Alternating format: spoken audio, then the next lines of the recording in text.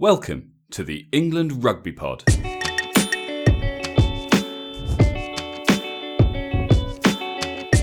Thanks for downloading episode 155. The pool stages concluded with an epic battle between Japan and Scotland, and now the quarterfinals have been decided. You're listening to the England Rugby Pod, the rugby podcast that believes England will win the World Cup in 2019. Hey guys, welcome back. It's quarterfinals week, and I'm joined by Dan to discuss all things Rugby World Cup. Hi mate, how's it going?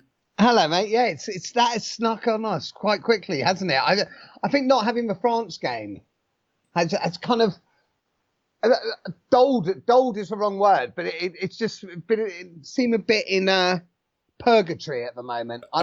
We need to get back out there. I know what you mean. I think dulled is definitely the wrong word when they're throwing games like Japan against Scotland. Oh my God, that was amazing. And that will deservedly get some airtime in this episode. But yeah, we need to talk about, the quarterfinals have been decided. We know who's playing who. We know what the knockout stages of this Rugby World Cup look like. Of course, England have Australia. New Zealand are playing Ireland, Wales against France, and Japan against South Africa. So, 4 big games. I guess the only surprise, it's not really a surprise given how they play, but the only surprise is Japan instead of Scotland. Otherwise, it's probably where you'd expect it to be. Obviously, Argentina missing, but it was always going to be Argentina or France. Of course. Coming out of our group. So, yeah. Argentina aren't great at the moment either, actually. No, they're not. I'm thinking more, though, you look at Argentina in terms of their World Cup pedigree. Yeah.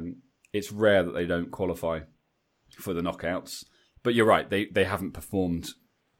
They've consistently underperformed for quite a long time now, and it probably doesn't actually come as any surprise. But I think, we'll also take a closer look at some of the other Tier 2 nations.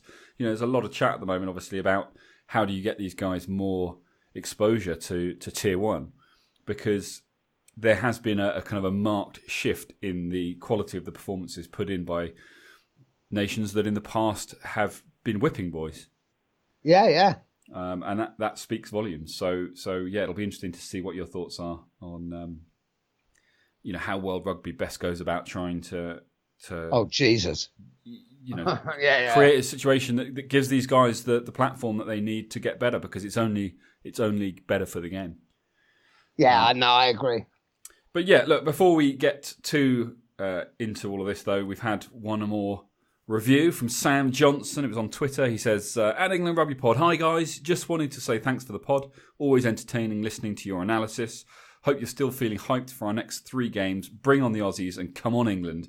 Obviously a 5-star rating. And this time he actually wrote that, so that was nice. Amazing. Thanks, Sam. We didn't have to presume. Yes, yeah, which is good. It was like you say, that week off, it kind of threw me because you just never plan that into the schedule. I mean, there was talk of there's a possibility of, what happening, maybe not to that extent. But you never really, in your psyche, expect it to happen. And, I mean, one thing I'll say is, that was huge. They had to cancel the games. They didn't have a choice. Let's not go into the discussion too much about was it right to have a World Cup in Japan, bearing in mind this was a reality. I actually think the way Japan have dealt with it has been amazing, and I think they've put on a great World Cup so far. So I was going to say, I think bottom line is, as long as there's no major upsets to the knockout stages, we've pretty much got what we expect. Well, we've got what the typhoon has not impacted the result of the World Cup in any way. Well, other than France might argue that they had a chance to go through in top spot, although to be honest, they probably didn't want to. They would probably rather have Wales. They definitely would rather have Wales than Australia. Because they know them a little bit more. Yeah. So yeah, they we haven't heard much from their camp. I suspect they're quite happy. Obviously, it's a shame for Italy and Parise in particular. It would have been nice for them to have had that. For him to have had that swan song. So I believe that was his last game, unless they now extend him. And also, was it you that mentioned in our last episode that he might be looking at the record as a result? Most cap player ever. I pulled that out of my arse. I have nothing statistical to back that up. I mean, that's how we roll down. Yeah, exactly. So some of our finest, some of our finest journalism, sporting journalism, comes from what you pull out of your arse, Well, thanks, so to speak. But yeah, obviously a shame for them, and I guess that the argument is that as unlikely as it might have been, an Italy win with a bonus point, they would have qualified. So it was always going to be a tough call. Yes, the Scotland-Japan game was the one with the most riding on it in real terms. The reality was that it could go either way, and both teams in a position to qualify off the back of that result. But you couldn't, World Rugby couldn't, pull strings to make that game happen and then not do it for the others, because both of the other games two of the other three cancelled games had things riding on them. What was the third game that was cancelled? It was one of the minnow matches. Oh, yeah, yeah. Namibia against Canada? Something like that. Yeah, no, I remember. I remember that now. And with that, I don't know actually whether that game had any bearing on qualification for 2023. Oh, no idea. Because I would have thought we'd have heard about it if it did. But yeah, obviously, New Zealand, Italy, as expected, England, France, as expected, and more importantly, Japan, Scotland. After all the Scottish chat in the press, the fact that they were going to sue World Rugby if the game didn't go ahead, and they've got themselves in a bit of trouble over that now. And I heard. And ironically, the fact that Gregor Townsend a week before, when it looked like Ireland was the game that was going to get called off, reportedly said, unfortunately, this is the way it goes. We all signed a piece of paper, and you have to accept the result. And then, of course, the typhoon moved, and suddenly it was Scotland who might get knocked out as a result. It was. I'll tell you what. I am so glad that game went ahead. That was amazing. I loved that game. It was huge, and I think to give Scotland their due. I'd love to be saying this tongue in cheek and taking the piss, but actually, it was an awesome game. Japan went 28-7 up just after half time, and you thought this is just going to be an absolute rout. And then Scotland started to do what Scotland occasionally do. We know more about that than most. The comeback kids made had a good go at it, but it was too little, too late, and Japan thoroughly deserved the win. It was a hell of a performance. I'm not sure that they go any further than that, but we shall see. Japan.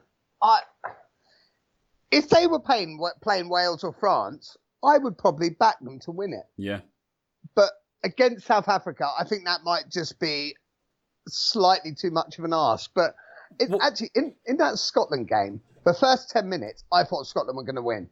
I thought Scotland started brilliantly.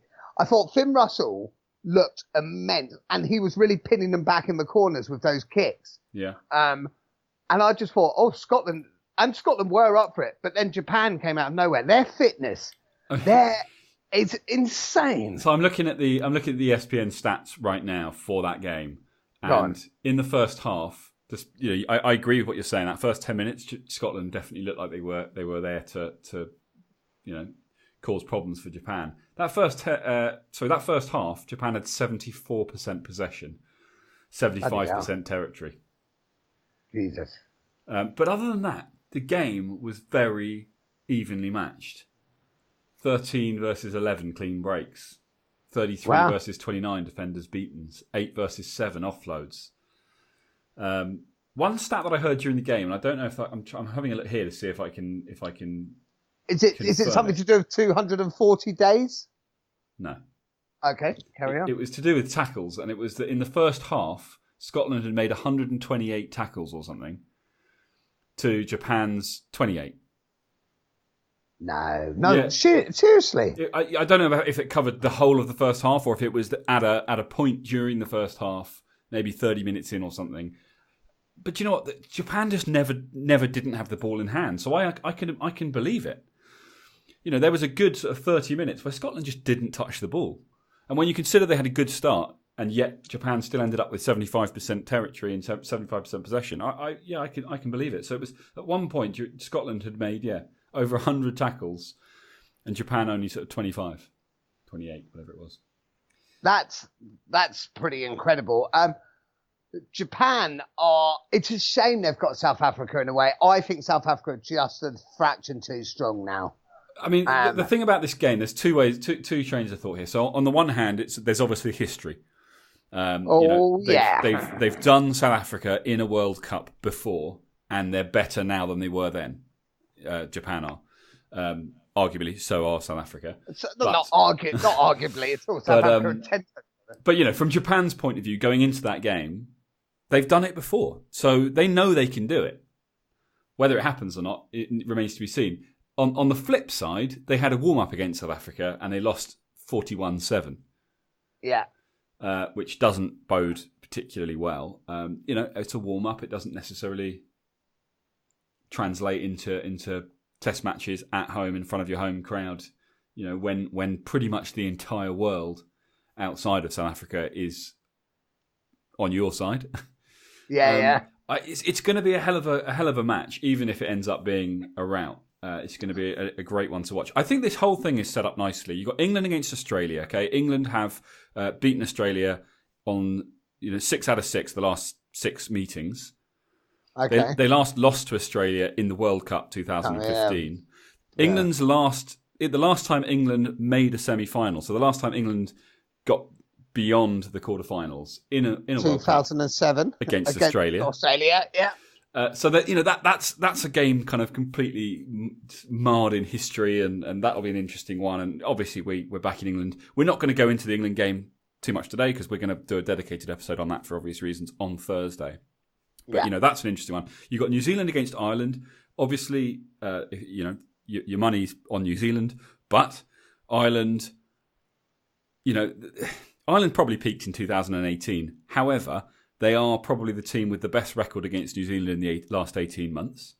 They've beaten them twice. So let's go into this. The key to this game is surely Andy Farrell. Defensively, not every team that beats New Zealand, but he was England's defence coach when England beat New Zealand. Yep. He was the Lions' defence coach when the Lions beat New Zealand. He was Ireland's defence coach when Ireland beat New Zealand. He understands New Zealand's attack game and he knows how to beat them. Ireland, to me, have been underwhelming since they last beat New Zealand, actually. But Andy Farrell, I think, knows how to shut down New Zealand. Don't get me wrong, Ireland will need to be immense on the day, but it's possible. Well, on paper, they're a team that for sure can do what they've done twice before. Well, they're number one in the world. I don't know if that's still the case. They lost to Japan. I don't know if it updates during the World Cup. I have no idea. It must do. You'd hope so, because... I'm sure it does. I think it's double points. Oh, really? Is that how it is? I think during the World Cup it's double points, which to me makes no sense. But I guess the idea is to try and ensure that whoever wins the World Cup is number one in the world. Yeah, sure. But yeah, so losing to Japan has probably set them back. It's certainly done Japan huge favours. And then obviously add to that Scotland. It'd be interesting to see where Japan sit in the table now. But yes, but that's an interesting game. We've talked about Japan against South Africa briefly. Another one with history, and then you've got Wales. Sorry, just to go back to that Japan-South Africa game. Can Japan beat them? Yeah, I think they can. Looking at the way that they play, I think if you're South Africa and you go into that game thinking we played them a few weeks ago and we beat them 41-7, we've got nothing to worry about. Let's just go and do what we do. I think you'd be in for a bit of a shock. Japan were clinical against Scotland. I think what's so exciting about this is that we saw them beat we saw them beat Ireland, and we went, oh, it's South Africa 2015 all over again, which was very much seen as a sort of a bit of a fluke. Not a fluke. They played well, but a completely unexpected upset. End of story. They did it against Ireland, and you're thinking, yeah, it's the same again. But then they went and did it to Scotland as well. And actually, I think what they've said is, we are a top tier nation. We may not be playing in the Six Nations. We may not be playing in the Championship, but we should be. We should be competing with these teams, every year. And I think rightly so, because they've won their group. They had Scotland and Ireland in their group. They're the number one team in the world coming into this World Cup in their group, and they topped them. So, yeah, they 100% they can win it. I think if both teams played to their very best, then South Africa are the stronger side. But it'll be a fascinating one, and it'll be very interesting to see how these games get reffed. It'll be interesting, if there's any kind of, Japan have been pretty good in terms of the discipline. So to be fair, serve South Africa, which is rare for them. Maybe it just doesn't get picked up. They do things like they run into Farrell's shoulder. Yeah, exactly, and then complain about it, bitch about it. Do you want to? I mean, we can finish this. I actually just looked up the world rankings. Go on. So tell us. I will do. I will tell you every quarterfinal. So number 1, New Zealand. Number 2, Wales. Number 3, England. Number 4, Ireland. 5, South Africa. 6, Australia. 7, Japan. 8, France. 9, Scotland. 10, Argentina. So the top 8 are the top 8 in the World Cup. Yeah, exactly. The top 8 are the quarterfinalists. Okay. And in case you were wondering, Norway are in 97th. Nice. I was actually. Yeah. I was literally. My next question was going to be where in Norway. Exactly. They're below Finland and Denmark. Sort your lines out, Norway.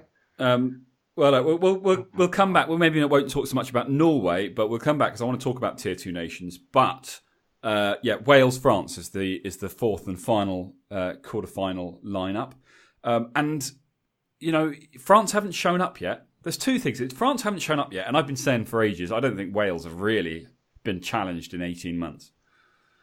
You mean the number 2 team in the world? Yeah, I mean, the number 2 team, don't get me wrong, the world rankings works on if you win games, you get points. And the number of points you get depends on how much better the team is that you're playing against. So yes, they've got their wins, and you can, we said it plenty of times before, you can only play what's put in front of you. I don't disagree with that, and I'm not saying they don't deserve to be at number 2 in the world if that's what the rankings say. But that doesn't change the fact that, for me, their big wins, their big scalps, if you like, have been against teams that haven't turned up against them. And what are the chances of that happening 3 games in a row in a World Cup? They were underwhelming against Uruguay. I say underwhelming, they were shit against Uruguay, weren't they? I thought they were pretty underwhelming in all their games. I mean, they won the Australia game. That was a big one, but that, they had a good start, and then they let Australia back in, and it could have gone either way. What was the end result there? That was right at the very beginning, wasn't it? Where no, was that? Yeah, it was. And it wasn't their opening game. It wasn't their opening game. I think it was their second game. 25-29. Yeah. And they were comfortably in the lead at half time. So, they let Australia off the hook there. And Australia, as we've seen, and we'll talk more about on Thursday, have been weak in most of their games. And then going back prior to the World Cup, the big games, the big scouts they've had there. I mean, there was one good win against Ireland in the Six Nations. I think the final weekend, that was a good performance. Well, England were they poor still against won them. every game. Yeah, England, but they no, still but this won is what I'm saying. game. I'm not taking away their ranking in the World Cup, but I am saying I'm not convinced that they have had a proper test. I'm sure there'll be people listening who will say, "Well, what tests have England had?" But we're not talking about England right now. We're doing that on Thursday. But yeah. So anyway, my point is, Wales, I don't think have been amazing, and we'll see what happens at the weekend. France have been awful, but we say it all the time. This is not about which France will turn up. We know which France will turn up. It's whether or not that France actually plays rugby. And we've talked in the last episode about the fact that they have players that have these moments of individual brilliance. And the bottom line, I think, with France at the moment is that when those players have those moments, which they will, can they turn them into points? And if they can, then you might find that actually they start racking up a scoreline. I think France will beat Wales. I'm leaning that way. France love a World Cup. They love an upset. They've done it to Wales before in a quarter-final. In fact, they did it to Wales in 2015, didn't they? I don't remember. Well, we'll say yes, and they definitely did it in one. I'm sure it was 2015. No, it wasn't. Wales got knocked out by was it Southern Hemisphere team. Yeah, I think it might have been. I think so. Maybe it was 2011. Yeah, possibly. Anyway, France have knocked Wales out of the World Cup before in the quarterfinals. So there's history in that one too. So yeah, all in all though, all 4 of these games have got history of some description, making them really quite interesting games where either side, there are merits on both sides for who could win them. Personally, I think the outcome will be fairly obvious in 3 of them, and I'm leaning towards France in the Wales-France game. Do you? So, yeah, England will beat Australia. South Africa will beat Japan. New Zealand will beat Ireland. Yeah, they will. Yeah, you're right. They will. And then it is the France-Wales game. God, this is going to be a great weekend of rugby. It is, and so if Japan managed to do it, what a semi-final, Japan against Wales or France, because you'd have to back Japan to make the final. Whoever wins, I messaged you during the Japan-Scotland game saying I reckon it'll be an England-Japan final. I assumed that was tongue-in-cheek. It was tongue-in-cheek. Yeah. But it genuinely could be. I mean, if they beat South Africa, I back them to get to the final. Yeah, I do. I mean, that what a result that would be for them. Yeah, unbelievable. Unfortunately, they then lose to England in the final. But but that'll still be a great trip out for them. So realistically, though, we're looking England, New Zealand semi, France, South Africa semi, and then England win the final. Yeah, England, Safa final. England beat South Africa in the final. Yeah, payback for 2007. Yes, yeah, that'd be nice. Nice. Okay, we're jumping around a bit, but I just want to go back to that Japan-Scotland game because it was a bit special. So Scotland going into that game needed to win by 4 points, as in 4 result points, table points. So they needed either a win by a comfortable win, or they needed to deny Japan any bonus points, or at least deny them one of the 2 available losing bonus points if they, and then get the 4 tries themselves. Unfortunately, about 42 minutes in, Japan have scored their bonus point try. If you're Scotland, what do you? It's 28-7. They've got a bonus point. You now have to score. Basically, you've now got to score 4 more tries yourself, unanswered, and they've just had 75% possession for the whole of the first half. How do you keep your head up for that one? Well, but in fairness to them, they did, and they gave it a good go. They went. But was that kind of a case of? I mean, at that realistically, if you're part of that Scotland team, are you just going, this is basically done. Let's just go and have a run out, and obviously we're going to try and win, and we're going to do everything we can, but. I don't think so, because... Does your thinking go out the window a bit? Do you have people like Hogg thinking, well, no one else has managed to do it, I'm going to try and do it on my own? I don't think Stuart Hogg was great in that game, actually. He wasn't. What I think probably worked for Scotland, which is even more credit to Japan, is the fact that they did it against England, and the fact that they would probably fancied themselves to be able to do it against Japan. And they didn't. I don't think they would have considered themselves a worse team than Japan. This is just what I reckon. But the fact is, Japan worked so hard in defence that they made it hard. Scotland did give it a great go, and it was a hell of a game. I really enjoyed that game. But yeah, I mean, when you're 28, because it wasn't just 4 tries. It was the small things that I think Japan did well that really gave Scotland a hard time. So it wasn't just 4 tries, it had to be 4 converted tries. Yep. And it had to be a penalty on top of that. So it had to be 5 scores. So that's a massive ask. But that's what I'm saying. Like in that situation, you've got Japan score their 4th try, get the bonus point, and you've got maybe 35 minutes left on the clock, and you need 5 scores, and they need to be unanswered. Yeah, well, when they got those 2 tries, if they'd got a 3rd try, God, what a game that would have been. Yeah.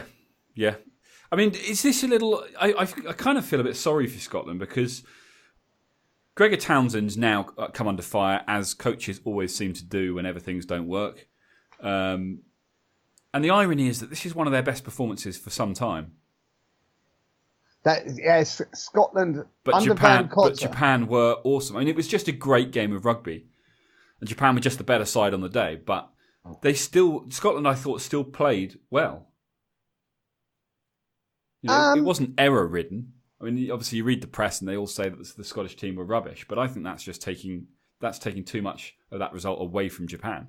I think Japan just outplayed them, and they didn't, left them with no idea what to do.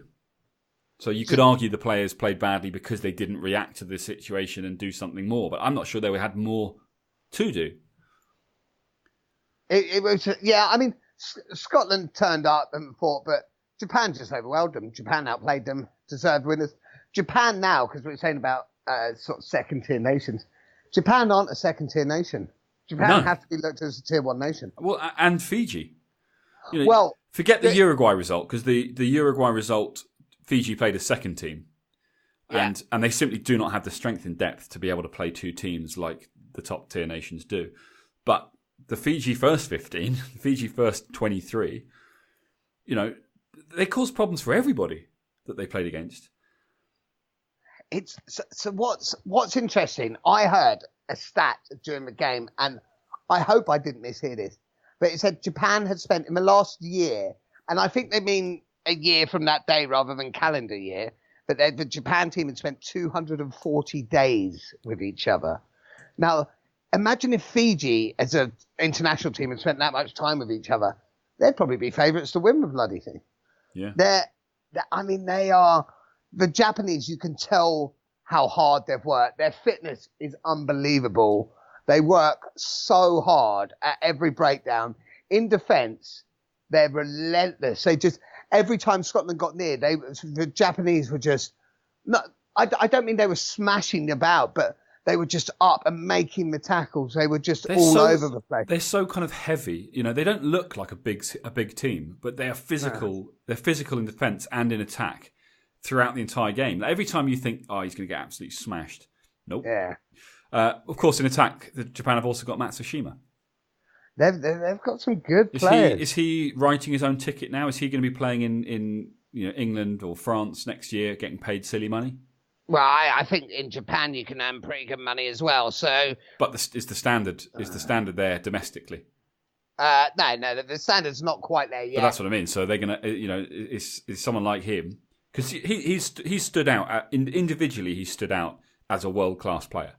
In this World Cup, and that kind of talent needs to be nurtured. And unfortunately, the only place that's going to happen is in the playing within the best leagues in the world, and that means he's going to be going to the Premiership or to France Pro 14.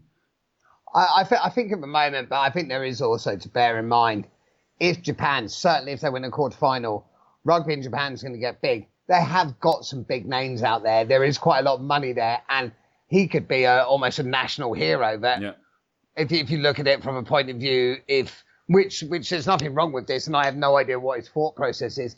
But if, it's a short career, if he's looking to cash in, maybe Japan is his best option, because he would be an absolute superstar out there.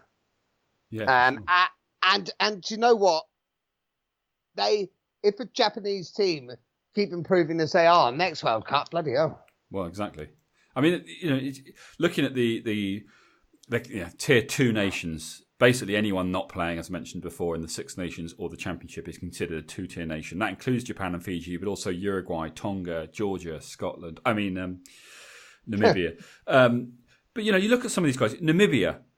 Who'd have thought that Namibia had any chance against anyone? And I know that the result, obviously didn't tally, but against New Zealand, against the number one team in the world in reality at the time, and it was 9-10 at half time, or 10-9 to New Zealand. I think that was at 30 minutes, not at half time. Well, half time sounds better. It does. I mean, it's not correct, but it does sound better. What have we said about facts on this show? Good point. I stand corrected. My fault. But you credit where it's due. These are teams that 2 World Cup cycles ago were losing by record 150 point or 147 point margins or whatever. There's been a lot of change. I mean, I had a quick look and there was a stat. So the average margin, score margin between the tier 1 and tier 2 nations is now about 30 points. So it's still significant. But in 2003, it was 45 points. So that's a huge change when you're talking about averages across all the matches. Yeah, it is getting better. I think something that maybe the tier 2 nations are starting to understand is defence more. Yeah, fitness, physicality. Yeah, exactly. Key. I think they're starting to understand that. And however good you are, if you have a really fit team with a strong defence, you're still gonna, there's still gonna be games where you beat them by a lot. And don't forget, New Zealand ended up putting 70-odd points on them. Yeah.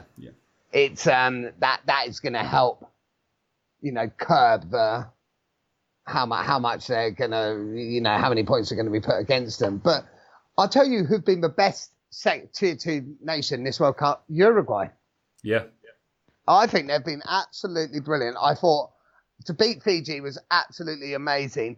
They put up such a good game against Wales. I know Wales, in theory, had a second team out, but they're still international quality players. I mean, as much as I love to mug off for Welsh, they've got a good squad, and all their players are still great players. Uruguay put up a really good fight. I think Uruguay have had a great tournament, and they did well against Australia as well. Yeah, well, that was another game, 35-13 against Wales, and again, the scoreline probably flattering Wales a bit there because it was a lot closer for a good chunk of that game. And that's not to say that Wales, people will say, but Wales were always going to turn it around, and there are results that weren't great for England in a similar vein. They just weren't the last result before going into the knockouts. So yeah, they did well there against Australia. When did they play? Was Australia? That was earlier on, wasn't it? Yeah, I can't remember the score, but I remember them putting up a great effort against the Aussies. So that they would have played them. Oh yeah, another one, 45-10. 45-10, which is good, really good result. Yeah. Yeah, when you consider England-Argentina was 39-10. Yeah, exactly.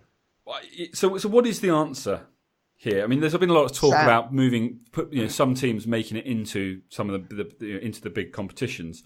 And I mean, initially people were saying Japan should be in the Six Nations, which is obviously nuts because they're basically next door neighbours to the various teams in the championship. And one thing that was put forward, which I quite like, was Japan to join the championship along with Fiji. Yeah. South Africa to join the Six Nations. Ooh, naughty. I'd quite like that. Yeah. That would be good. I guess the difference is it's a southern hemisphere, northern hemisphere sort of divide, which is how it's done. What I think it's very hard because you've got, like you say, you've got to look at the distances. That's the point. That was the idea. You can't have Japan travelling to Europe, and more importantly, you can't have 5 different teams in Europe all trying to make it over to Japan. It's just not feasible. Yeah, exactly. But they're much closer to Japan are closer to Australia and New Zealand than South Africa are. I think, and I don't know the practicalities of this, but if you look at matches throughout the year, international matches throughout the year, I think Tier 1 nations World Rugby should say to Tier 1 nations, you have to play, I don't know, at least 2 games against Tier 2 nations, or 1 game, or whatever is feasible. Because often that may not happen. I mean, England have probably been guilty of it if they do a Six Nations and a summer tour to, say, Australia. Then an autumn international, you tend to... You get one. Actually, usually England play one of the Tier 2 nations in the autumn internationals. You might get one of them, yeah, but you might not be. So if you say even just 2 a year, so perhaps if they're doing a tour to Australia, even if they had to do a 2-game tour and then on the way back stop off and play, whoever that may be it Georgia or whatever that may be, but maybe put it that a tier 1 nation has to play a tier 2 nation in their country. Yeah. Also, Lions. Maybe the Lions, instead of playing the midweek games. I was going to say, instead of playing the midweek games against domestic sides in the country where they're touring, they play the midweek games against touring tier 2 nations. Or maybe not all of them, because it's nice to have for them to travel that country. But yeah, I quite like that. Like even if there's 2 touring, so say 1 midweek games against, I'm using them again against Georgia, another one's against USA or something. I quite like that. Yeah.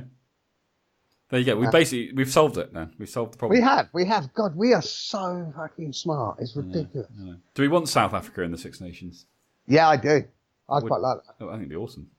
And I think there's argument for it with the fact that there's some South African teams playing in the in that league that doesn't really matter. Like 14, whatever those clowns play with Ireland, Wales, and Scotland teams. Are there South African teams in there?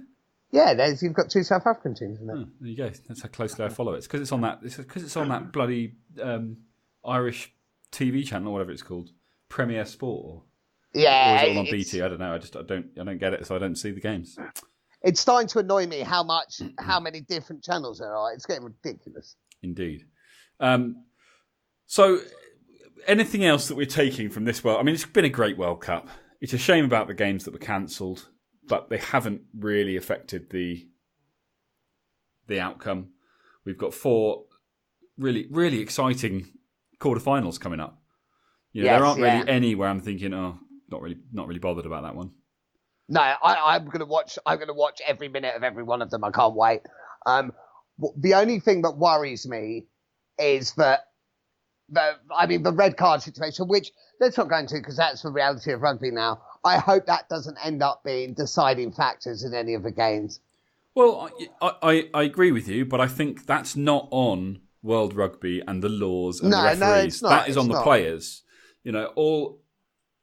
Oh yeah, I'm not blaming anyone for it. I'm just saying I hope it doesn't turn into an England-Argentina game where there can't really be a good. If Japan had a player sent off in the first 15 minutes, there's no way they stand a chance. No, agreed. But so I don't hope something like that. Don't get sent off in the first 15 minutes. No, it shouldn't be that difficult not to break the law to the level that results in a red card. And I think that's the bottom line. I slightly disagree with that. If they're trying to put in a really, because sometimes, and I'm not saying go on, finish your sentence. Right, it's they're trying to put in a really aggressive attack. But that's partly the problem, isn't it? Accidental mistiming. But Dan, that's part of the problem. But they might need to do that to compete. Well, I disagree because if that was the case, then the opposition would be losing players at the same time. I think you have to give. You have to put more responsibility in the hands of the players. And I think to make excuses saying, well, they're just trying to be aggressive, it's like, well, yeah. No, if you pull out a gun and shot the guy, it's aggressive. It doesn't make it legal. No, I'm not saying it should be a red card, but what I'm saying is accidents happen and poor decisions happen, but previously may not have been red cards. I'm not saying they shouldn't be red cards, but it's not just as simple as, well, don't do it, because it may happen in a mistiming issue, in a slight height issue, in a misjudgment issue.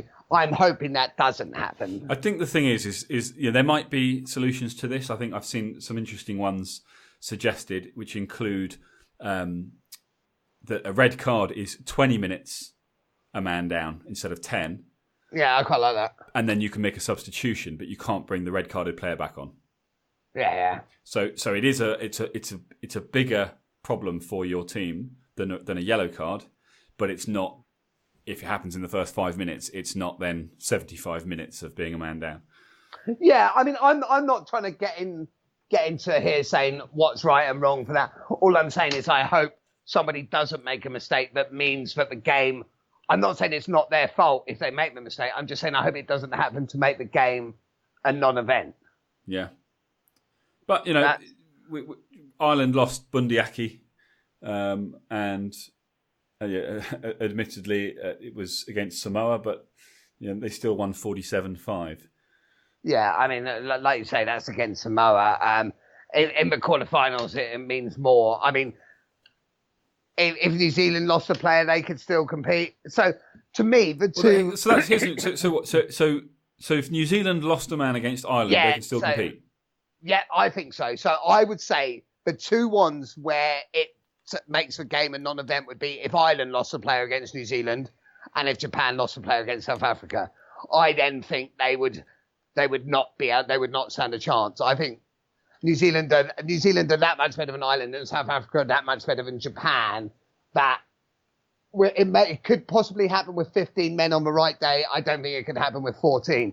If England lost a player against Australia, I still think we could win. Yeah. What if Australia lost a player against England? I don't think if Australia gained 10 players against England, they stand a chance. But we'll cover that one on Thursday. Yeah, we'll go through that one. Yeah. And Wales, France.